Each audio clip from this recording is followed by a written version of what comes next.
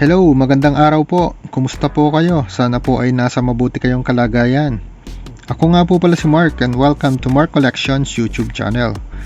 Ngayon po, share ko lang po itong isang NBA card. Ito po ay NBA card ni Kobe Bryant. So ano po ba ang significance ng card na ito? So gaya po ng nakalagay sa title ng video ito, ito po yung last Prism card ni Kobe Bryant. Kaya po ito ay considered as collector's item na din po. Yan, especially sa mga fans ni Kobe Bryant. So ito po yung Prism 2019 to 20 number 8. Yan, kaya po special ang card na ito. Card number 8, yun po yung first jersey ni Kobe Bryant, number 8 sa Lakers, bago siya mag-change to 24. Saka po 2019 to 20, yun po yung season kung kailan po siya namatay, 2020. Yan, so ito po yung kanyang front ng card.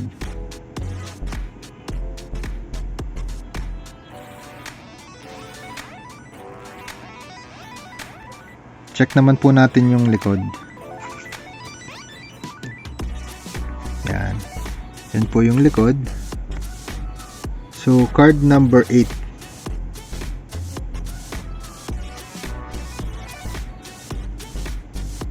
Yan. Kung gusto nyong basahin, nakasulat dyan. And then, yan po. 2019 to 20. Panini Prism Basketball.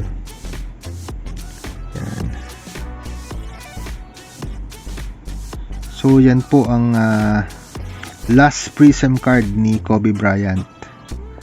So maganda po, isama nyo rin sa inyong collections. Kasi magandang investment din ito. Sa future, possible na mas tumaas po ang value nito. Yan. Especially kung ma-preserve nyo po yung condition niya. Ayan. Okay, so yan lamang po para sa video ito. Sinare ko lang po itong special card ni Kobe Bryant.